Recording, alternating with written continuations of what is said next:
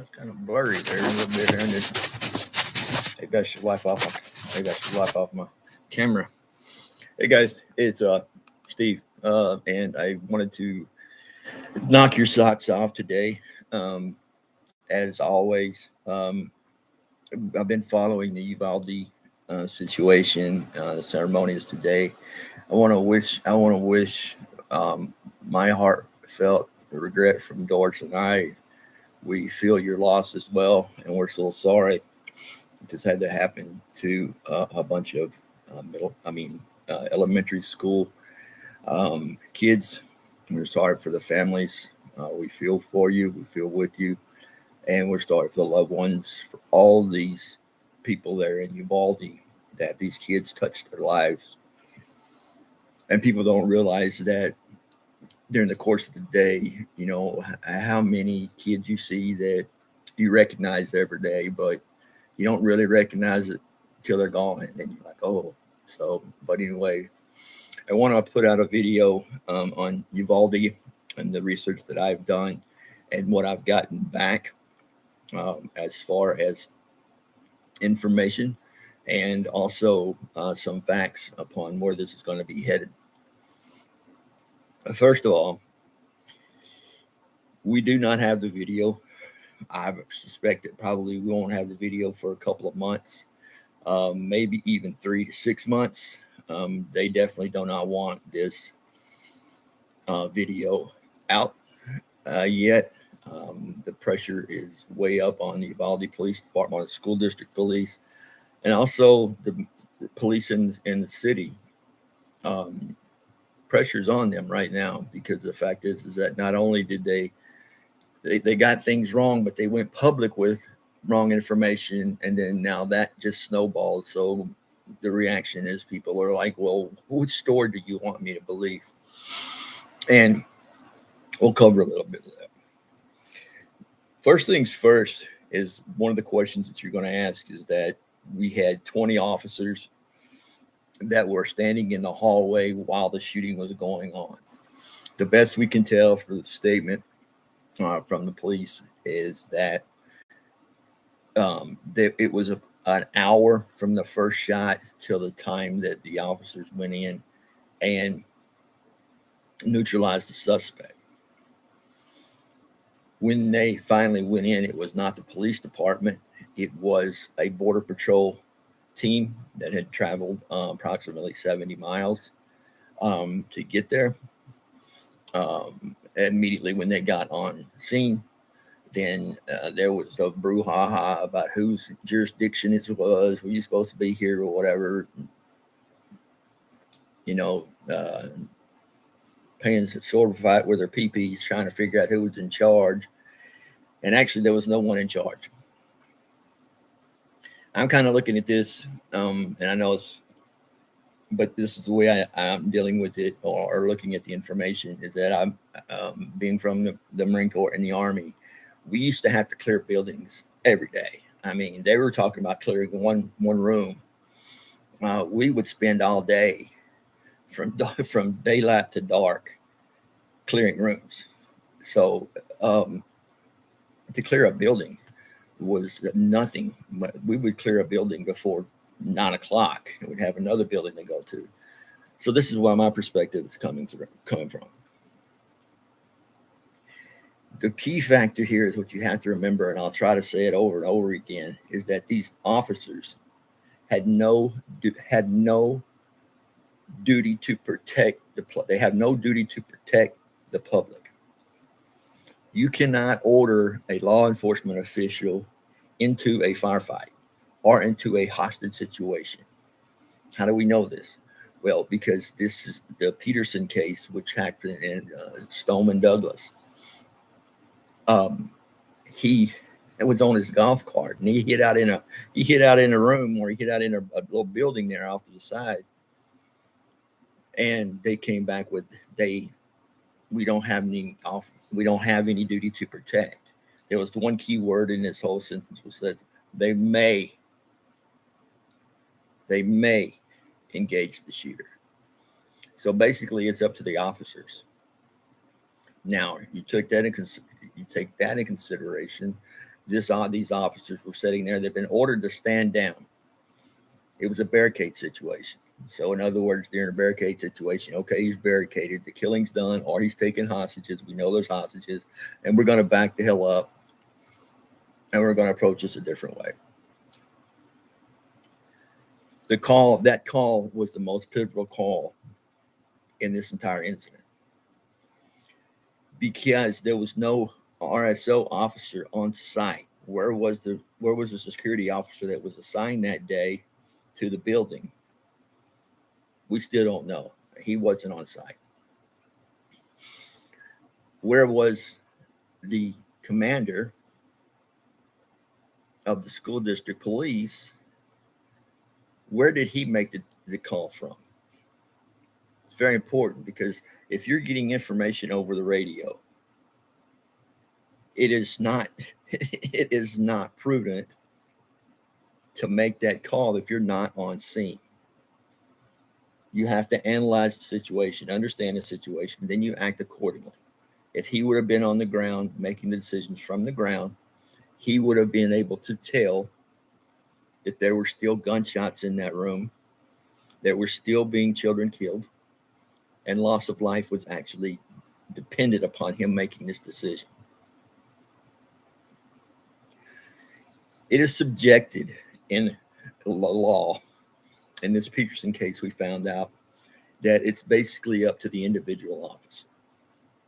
True. The other caveat to that is that the officer may choose to go in.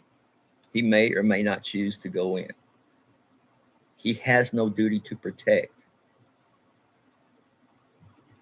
Now that right there kind of rethinks the whole idea we have of our police officers and law enforcement. If they take the law literally, then they don't have to go in on any hostage situation. They'll just sit out there, drink their coffee, and say, "Well, we'll just wait till everybody's dead. We won't engage the shooter. Just wait until everything's done, until he's finished, and then we can go and apprehend him." But that's not the perception we have of our law enforcement officers. We expect as the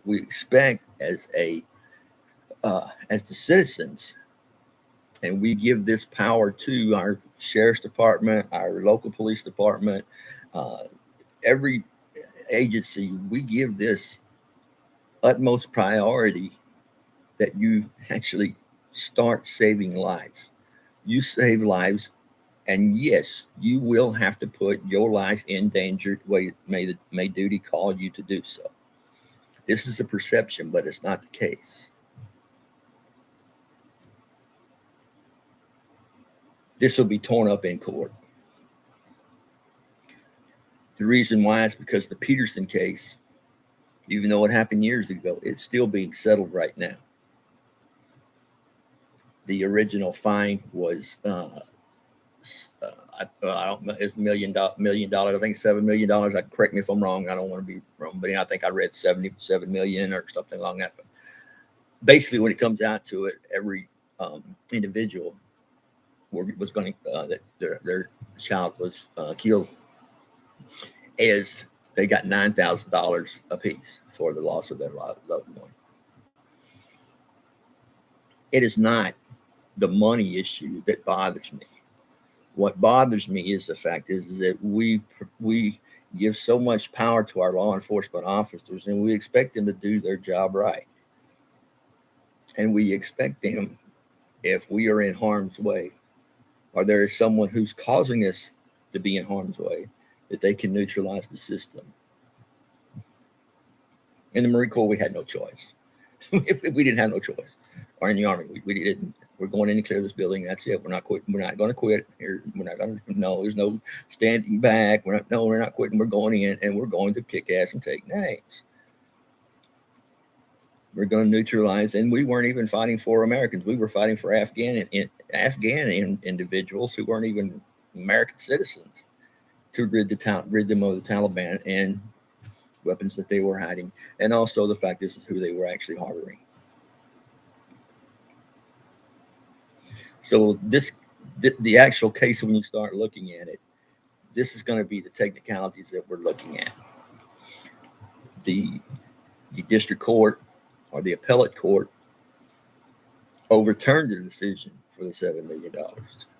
They're still debating whether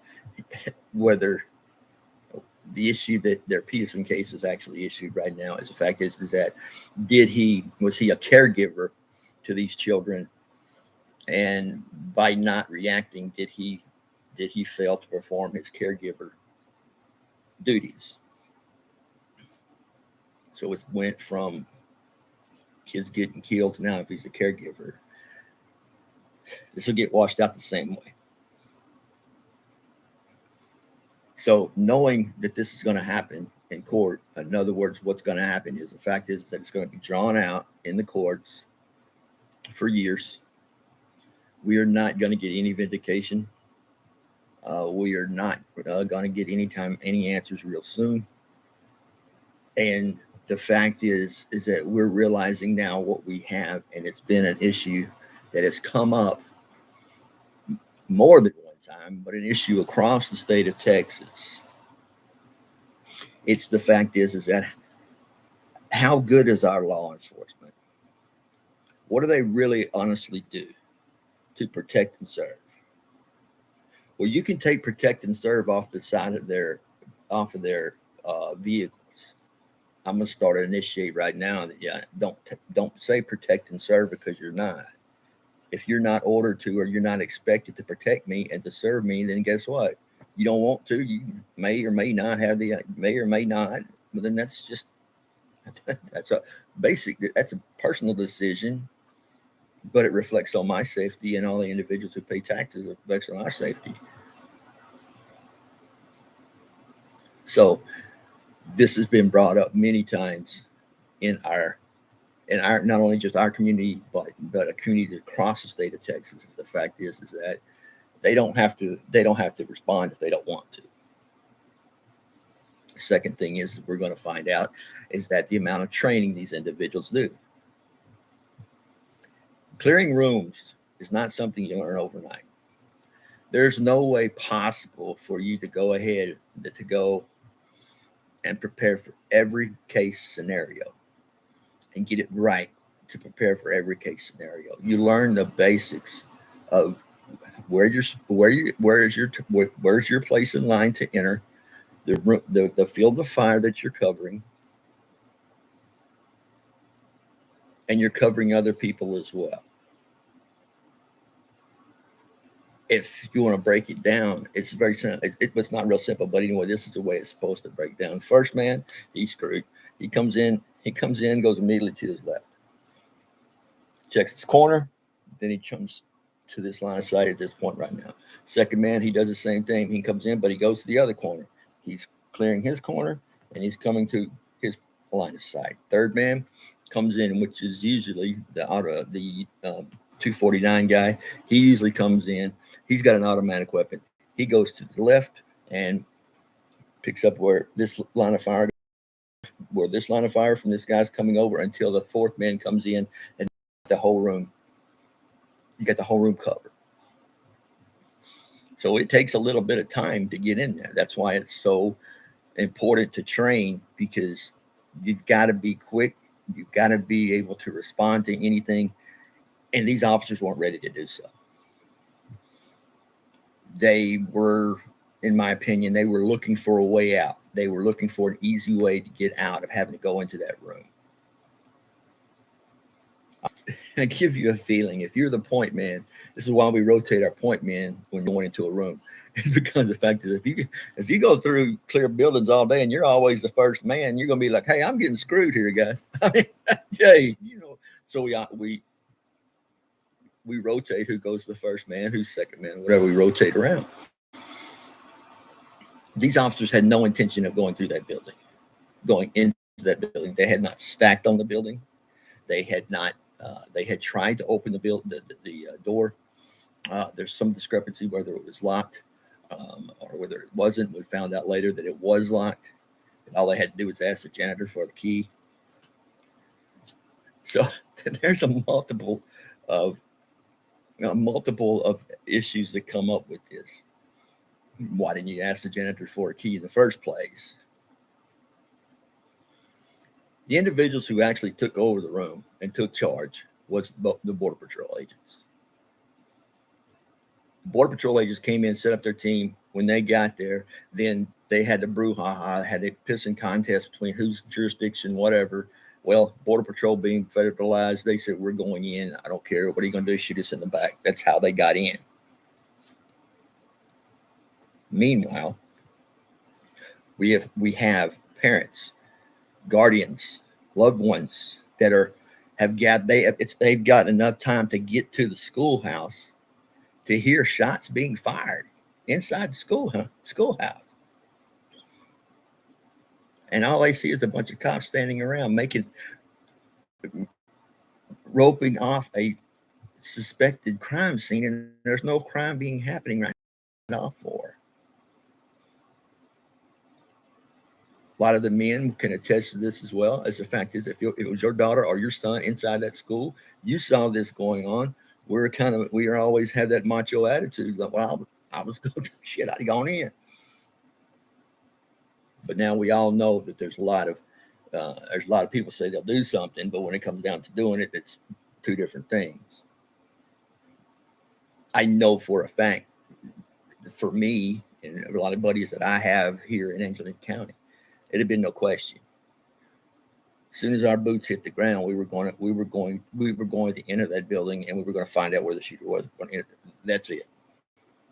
The amount of people that I know, they have enough knowledge, or they had the sense enough to listen to somebody that knows to make sure that we stopped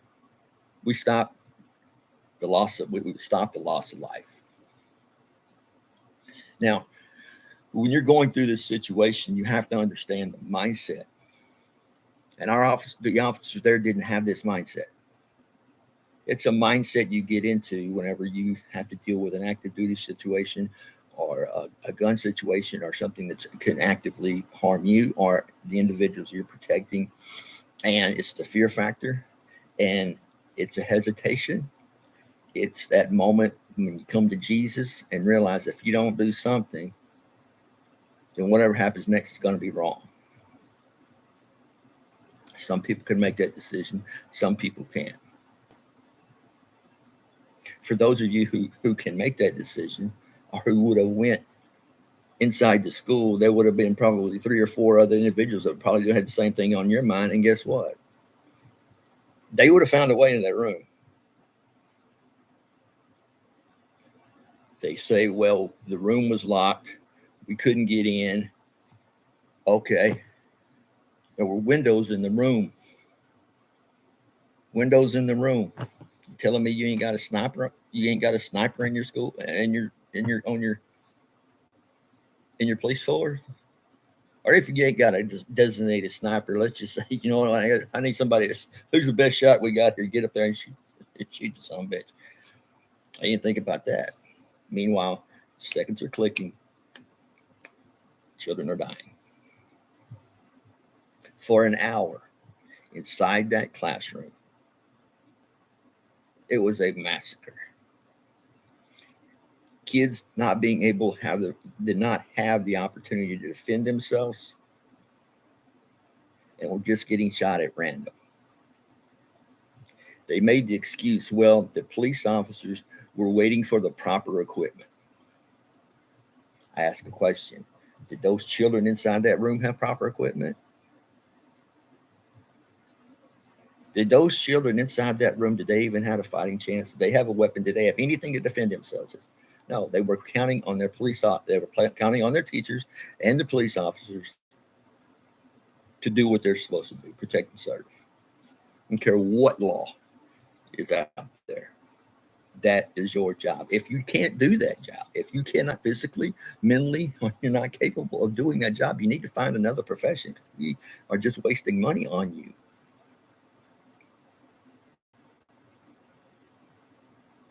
Is it going to happen again in Texas? Yes, because the fact is that we're going to go back, because we have a selective memory. Our selective memory goes back for the last 72 hours, which is the news cycle. So we'll be paying attention to it. We'll be paying attention to the memorial service today, and then by the next week, it'll be all pushed under the rug, and we'll be searching for answers. And everybody knows how that searching for answers goes. It goes going back to our fabulous court system that we have. That'll take all day and twice on Sundays to get this person on trial. But I want to step back about the clearing of the room or whatever. 20 officers are standing in the hallway. This is gut check time. I want to be one of those officers where I can hold my head up and say, I went in. I attempted to go in. I attempted to get in that room. I couldn't. It was locked. We had to wait for a key, but I would have attempted to go through and came up with a plan. And in an hour, you can come up with some serious freaking plans. And at least in an hour, you can probably initiate 3 or 4 of those plans. And you've got other officers there. Who's in charge?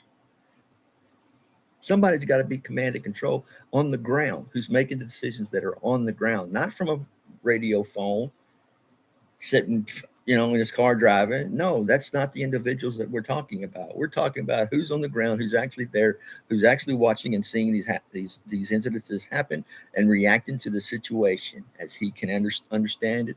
He understands it, and he can act accordingly. We didn't have that. We had chaos as far as chain of command.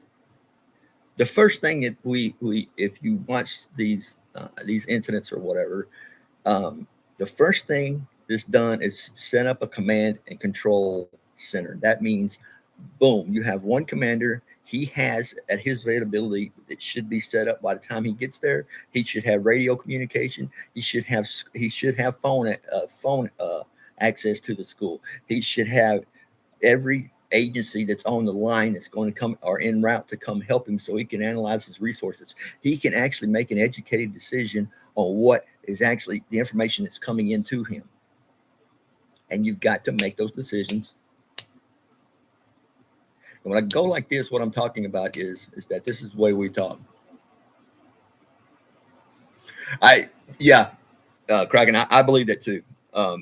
Because no one, I don't believe anybody was prior service. I think I'll expand for you. Well, thanks for commenting, by the way. Thank you. Because if you are trained in the military, you would never sit outside. I don't care what branch of service you are. I don't care. You would have came up with a plan with some individuals, definitely made a chain of command, definitely made. There's so many things that you would have done automatically that was in your teaching that would have led you to believe, okay, we're organizing here. This is what we're doing. But that didn't happen. And I kind of agree with you because the fact is that as soon as shots were fired in that school, I will guarantee you every prior service member that I know, no matter what branch of service, they would have run to the fire. What the hell's going on? Especially if you had a child in that school. But veterans, if they hear gunshots, they're going to it. Or they're figuring out a way how they can get to it. I don't buy this statement of, we don't have the proper equipment. What are you else going to need? You need a flak jacket? No, you don't really. Because kids are dying. What are you going to do? Kids are dying. What are you going to do? I had a gunnery sergeant in the Marine Corps tell me one time I was in Afghanistan, and we got to take. I don't make light of this, joke or whatever, but this is true. As a fact is, we got to take. I was an NCO, sergeant, and I freaked out. I was like, okay, what do I need to do? I had guys under fire. I had shit going on or whatever, and he showed up in his Humvee, got out, and said, "Sergeant," and I said, "Yeah, Gunny." I said, when I was. I was firing. He said, "You do, and he made a light out of it. He said, you know how you get rid or you get through these kind of situations?" I said, "No, Gunny, tell me, please." He goes, "Well, first of all, you got to realize you're already dead. After that, it gets easy." That is the military way of thinking. So that proves your point. I don't believe there was any of their prior military. And I'll be honest with you, I would be this morning, whenever I was waking up out of the bed, whether I was one of the 20 in the room or not, waiting. There's no way in hell that I would have stayed outside that room. I would have been arrested for not obeying the police officers, but it wouldn't have mattered to me or to people like me. The decision had to be made, and I could not live with myself. And these 20 officers learned a very valuable lesson, even though they won't be prosecuted to the full max. Yeah, I don't know either. I mean, that's a good question, because I'm sitting there thinking, my God, how can you sit there when I know it's a great question. How can you sit there when rounds are going off? There's kids in there. You're getting 911 calls. We're still alive. We got 8 or 9 people still alive. But I would be questioning the guy that's beside me, who stood in that hall. Do I want to serve with him? Do I want him watching my 6? Do I want him anywhere around me during a situation? Because he's already made his decision what he's going to do. He's going to sit and wait. And tomorrow morning, and it would make sense to me, or in my mentality, because the fact is, I would go round up those 20 officers. I don't care if they're off duty, on duty, on suspension. I don't care what they are. I'd round them up in a room and I'd sit, go. We don't want you here. We do not need your services here. Go. That was the ultimate test of all tests. And you're right. For 72 hours now, it's been, and we haven't heard of this commander who gave the actual order to stand down. It's one of those issues thing that he's communicating, and he's communicating based on the information that's coming from one source, which is on the radio. He don't have boots on the ground. He can't see what the situation is actually looking like. He cannot direct and control fire, or he can control his people to get them in a proper place, because he's not there. He's not there. That's why you have a chain of command. You have a chain of command because if senior commander is en route, he can't make a decision. He goes to the second person in command. I've got this. I'm the first officer on the scene. I am the man. I will advise the commander, but at that point in time, if I'm the senior person on the ground, I am in charge, and I am in charge of, and I am responsible for those kids that are in that classroom, because time is ticking.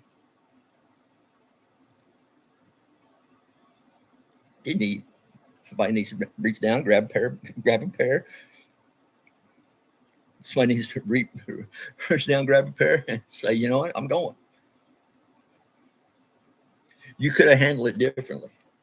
When you saw the impact of what it was having on the ground, and that children will, I would have done. Here's what I would have done. I'd been okay. I need 4 volunteers. I need them now. We're going into the room. If I couldn't get 4 volunteers, if you got a uniform on, guess what? I'm picking you. I've been told you to do it. I need 4. I need 4 individuals. We got to go into the room. Then I would set up. I can go into tactical stuff all I want. It's like, but this, because it boggles my mind. I cannot imagine. I can't get it through my head that there are 20 individuals standing in a hallway. Yeah, you're probably right. And like I said earlier, I mean, I don't know of any branch of service, even the Air Force. They're not trained to do this or whatever, but they are capable of setting up command and structure. They're actually capable of firing a weapon. It's like, but you got to fight back. The subject of gun control is going to come up as well. I am for the Second Amendment. I really haven't bought a lot of guns, but hell, every time I need to go somewhere, they issued me a couple. And I have 2 or 3. I have 2 rifles and a shotgun, and I got a 45. So I do believe in the Second Amendment.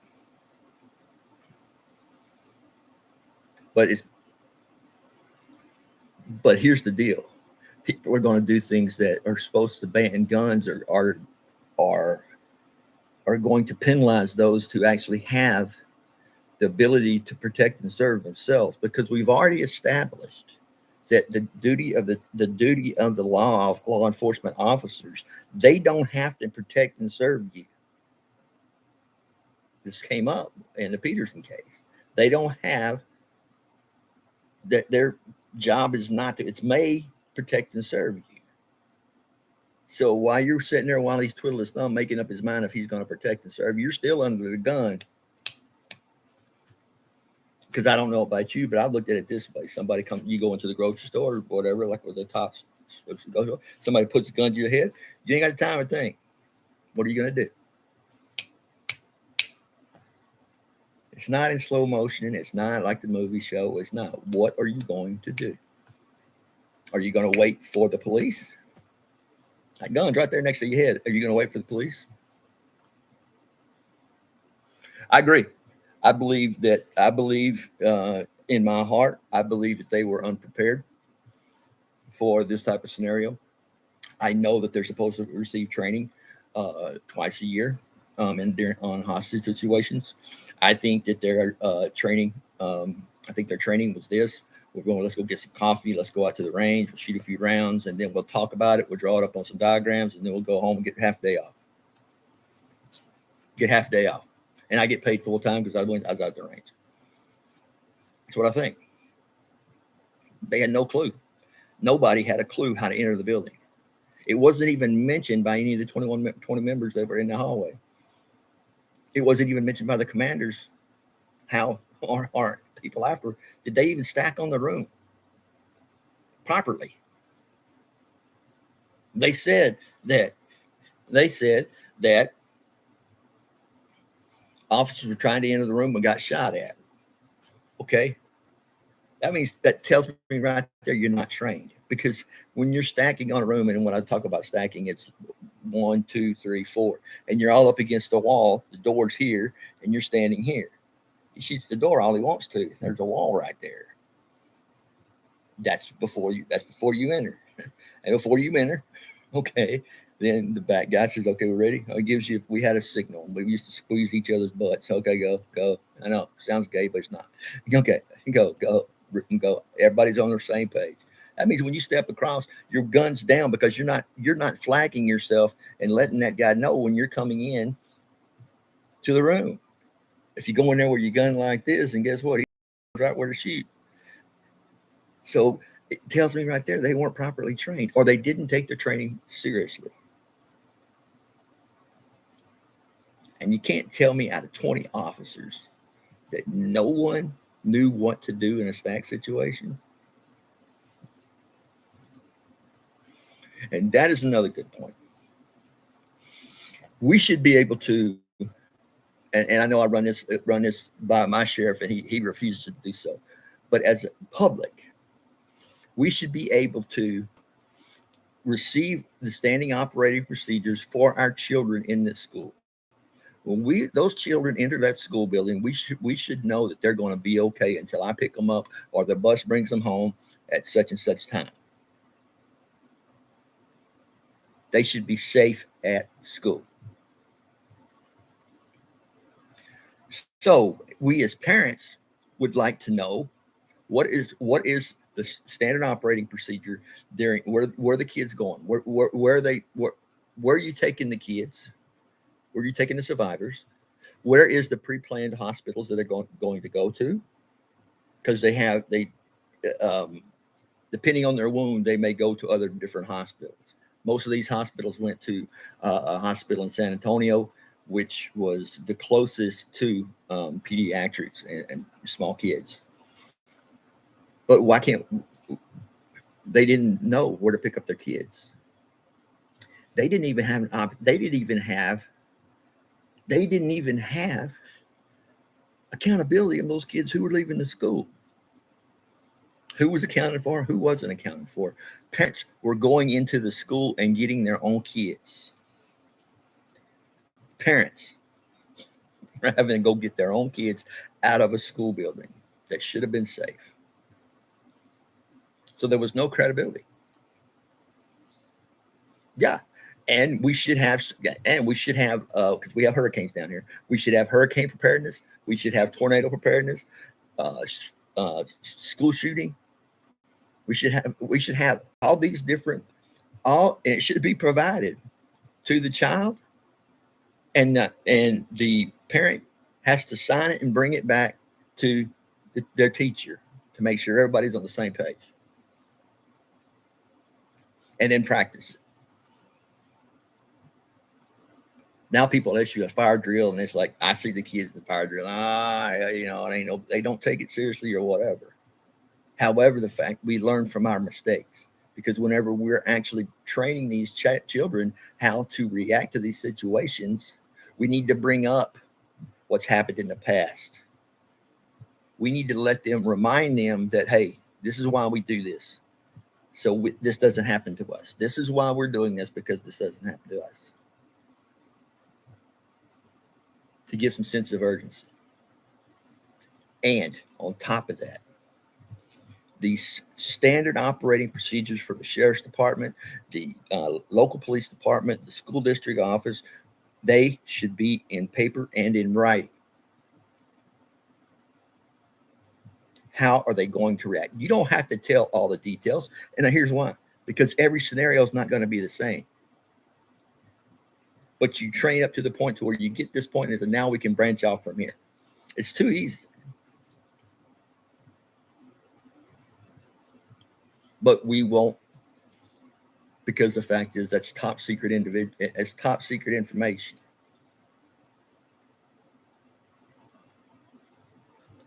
Or they don't have it at all.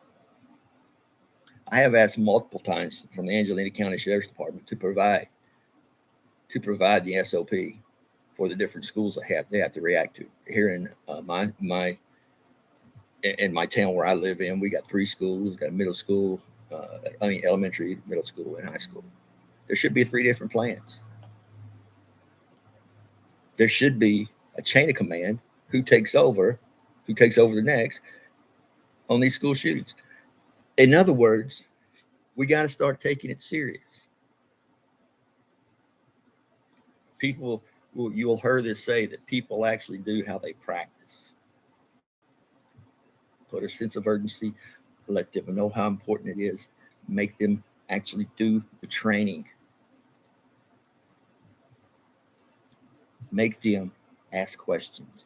Take these tapes that you see, and I've got every school shooting I've gotten on tape. As I said, I don't have this one currently right now, but I'm waiting patiently out. But I have seen every scenario, and I've seen where the officers have made a mistake. And thank God that we had the FBI and the federal agencies take over these films of these school shootings, because they watched them, they sit down, they learned where they made their mistakes, and then they made changes. And that's how you do it. You learn where you learn, and pretty soon you've got a plan of attack toward any situation that could actually occur. Or you may not save, and you will not save 100% of those kids if there's a person inside that weapon, inside the school with a weapon. You're not going to save them all. But all we can do now with the tools that we have is that we can control the body count. That's it. You can control the body count. An assessment of this situation, so far what I've got, and we do risk assessments. The risk assessment for me of four individuals going in to the school, deciding what to go in would really depend upon what time you were looking at, or what time you decided to act. But the fact of the matter is, the risk assessment is that I would give it, we're going to lose 7 kids. So you have to come up with, what is the risk worth the cost? We're going to lose 2. We're going to 7 kids, and 2 officers are going to go down. That would be my assessment on this whole thing. Because the fact is that you look at the risk assessment, and then you would have to factor in the fact is that nobody here in that hallway knew what the hell they were doing. So it's going to be like the Keystone Cops running in there, and it's going to be all hell. It's like be a shooting range inside, because nobody will have a field of fire. Nobody will know where they're pointing at, and like be shooting at each other. But this is a wake up call, and we've had many wake up calls, not just for Texas, but across the United States. This is a wake up call, and this is totally unacceptable that 19 children lost their lives. I cannot fathom how wrong that is. And no one acted within an hour. That is unsaid. It's unsaid that there was nobody there that was willing to protect their ass to save a child. There was nobody that was even ready to try. It is very difficult to lose a child. I can't imagine what would happen to my daughters if I lost one of my daughters. And they're older now, and they're out of school and everything. But I can't imagine that. But I also couldn't imagine being that person who didn't act, who didn't come forward and try to do something, because he's got 19 kids on his blood. He's got 19 kids on his hands right now that, you know what, he's probably responsible. He should be feeling responsible for. The only way I could possibly relate to what I can relate it to is losing one of your buddies. He's wounded. You can tell her, you know which ones are badly wounded or whatever. And the worst time that you can ever possibly be alive is during that time to whenever he goes down to the time you hear from Longstool Air Force Base in Germany that he made it back and he's in surgery or he's headed home. That is the longest period of time that a person will, that's for, to me, that's the longest period of time that I've had to suffer not knowing. So I can imagine what these parents are going through, and I understand them being pissed off. The rumor control mill has it this way, is that they tased or they tear gassed parents. I can't see any evidence of that. I can say that they were being pushed back. I can say that there was tape being around the area, that there were fathers that were trying to get into the school. I can say, and those things are all rumor control. What I do know is there was one individual that was a border patrol agent that was getting his hair cut and heard about it over his radio. He was off duty, getting his hair cut off duty, heard about it on the radio. They said he was the first one in. He went in by himself with 20 other officers standing right beside him in a hallway. He went in by himself. Does that mean that, you know what, nobody would go with him?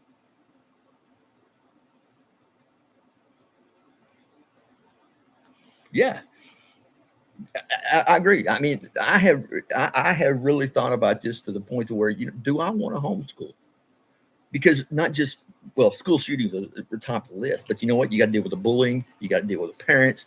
You got to with the PTA. You got to deal with all this political bullshit at school, where all I want is for my children to have a place to go learn, prepare them for the next step in life. That's all I want them to do. I want them to be safe. They should be okay feeling safe going to school. They shouldn't have to worry about something happening. And they've got to have confidence in the individuals that are coming to rescue them. That trust has been broken. The first thing a little boy or a little girl thinks whenever something like this would happen is that I hope my dad would come. I hope my dad comes get me. Hope my dad comes get me. But it's going to brain their brain house. Oh, he's at work. Whatever. So then they rely on their next source. Their next source is, okay, the cops are going to come. We're going, yeah, okay, we rely on the cops. Just call the cops. This one young lady called 911 4 times. 4 times during an hour. Reported the shooting. Reported that there were people down. Third time she reported, We still got 8 or 9 people alive in here. Fourth time shooting, you could hear shots in the background. I bet you that little lady, young lady, I bet you she didn't make it out. And she didn't make it out because she was waiting on someone to protect her. This is the big lie. The big lie is that the law enforcement officers are there to serve and protect you. That is the big lie, because they're not. Tomorrow morning, if I had anything to do with the chain of command or whatever, yeah, I don't know. I didn't want to spread false information, but I did hear that she was probably in. So, in other words, 4 calls asking for help. I can't even imagine that. I mean, this is my PTSD is going freaking wild. That's why I wanted to make the video instead of having to go and yell and scream at anybody. But anyway, my PTSD is just going. I cannot even fathom this. And then it brings back the memories of, like, me clearing rooms or whatever, and where we made mistakes or what happened. But see, I don't have that to go by because it didn't do anything. You don't have anything to critique because they didn't do anything.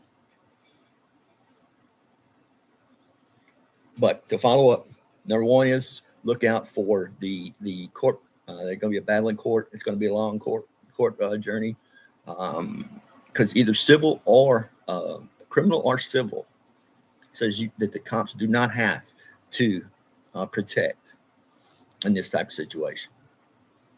So that's going to be a lot. So we can't change the law. So they're going to skirt through.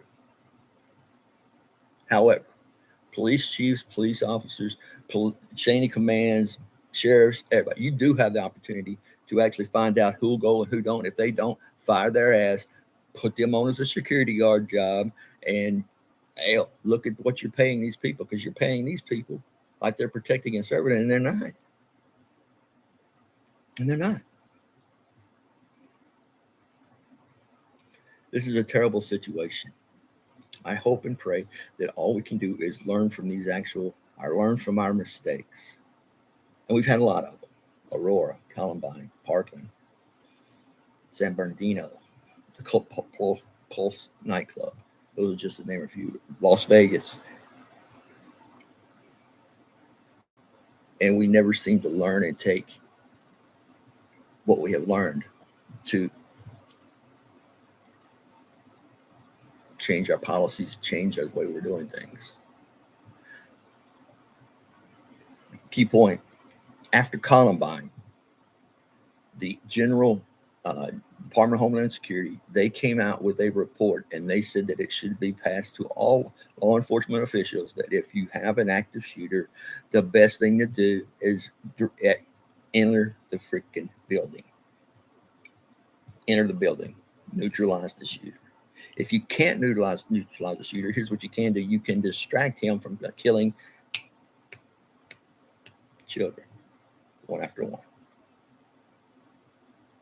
For me, this is Memorial Day. That is a sad day, because I believe, and I truly, with the information that I've gotten so far, and I could be wrong, but this was a total clusterfuck by police officers of Uvalde. The only thing that saved their ass was the Border Patrol. If the Border Patrol had not acted, and you have to realize they had to drive a long way, but they responded. They had to drive a long way. But think about this. If the Border Patrol, which is a federal agency who is required to go through this training, who knew what to do when boots hit the ground, the only issues that they had was getting through a bunch of damn fat ass cops that were probably eating donuts and talking about going fishing afterwards. Didn't realize the seriousness of the situation. But my point is, if the Border Patrol would not have acted when they did, how many more children would have lost their lives? How many more officers in that hallway would have been shot? Because the fact is, they were just standing around with their twiddling thumbs while they waited on a janitor to open the door. I'm a Marine. I'm not the smartest individual in the world. I'll admit that. But it would have dawned on me, find the janitor. It's locked. Oh, find the key. Who's got the janitor? Janitor's got the key. I took what, about a minute to figure out, probably another 5 minutes to initiate and find the janitor and get the damn key. I mean, it just doesn't make sense to me. Well, thank you. Hey, Kraken family. Thank you for commenting. I just put this out. I'm gonna put it out on YouTube, but I just put this out because there's questions that I have, and like I said, I mean, if you have a veteran that suffers from PTSD or any, this is gonna rile them up. This is gonna get them, and it's a warning. It's gonna get them because their brain housing is gonna go up, and they're gonna start thinking, even though they may not show it regular time. Caregivers know exactly what I'm talking about because today probably is one of the worst days for a caregiver because their PTSD individual is probably sitting there watching this shit and thinking, what could I have done different? They kind of have some kind of guilt trip, thinking, if I'd have been there, I'd done this. But, how could we got better or whatever? And that's just the brain mentality. But just realize that their thoughts and prayers are with Uvalde, and that's what they're thinking, because it will be unacceptable to them, and it will not be right. And they have a potential to blow because of the fact of this. Because in order, like with veterans, I'll say this, is that in order for them to make sense of things, people have got to try to do the right thing. You ain't got to always succeed, but you got to be doing something. So thank you guys. I hope that this video goes out. Oh, one last point. I'm so sorry. One last point. If you have a child now, and this what we come up with, if you have a child now that's attending school or goes to public areas or whatever, a good tool for them to have is one of those smartwatches. I know they cost a lot of money, but one of those smartwatches, because they can press and call home while the watch is on their person. If they go to school and they get their phone they have to put their phone in a book bag or whatever. They can't readily get to their phone. They have that watch and they can call and talk right there, and they can call home. Plus, it'll have a set figure in there where you can just speed dial 911, and you can set that for your kid. And if they can figure out how to play a damn video game, they can at least figure out speed dial. Okay, 1 mom, 2 dad, 3 911. That is a tool that you can utilize. That is something that kids will affirm because it's cool. They've got one. It's cool. I don't know what all you can do with it, but anyway, that's just a thought, and it'll make parents feel a little bit better, knowing that you have one more tool and you have one more piece of equipment on your child to where they can get in contact with you wherever you're at. And that is just something that I picked up and what I came up with off the top of my head. Anyway, thank you guys. Have your thoughts with Uvalde. Prayers go out, and it pains me so deeply this happened to happen on Memorial Day. It's a bad day. It's a bad day for a lot of people, and it's a day that we need to lower our head and actually start finding out what the responsibilities are of these officers that we pay our taxes to go to, and what they're capable of doing, what they're not being trained on, and should they even be in their positions today. If they're not properly training, or they're not properly trained, or they are not attending the classes and further education that they need to deal with active shooters. Thank you guys. Have a blessed day. Once again, Steve. If you like this video, I know it's kind of long, but if you like this video, I went through some points. Maybe it'll bring up some points to you. Maybe give you something to talk about. If you're a wife or a caregiver or of a veteran, then maybe this will give them a point. This will give them a point to where they can talk back to me on the video or whatever, and make up their own list. So, thank you guys. Sad day.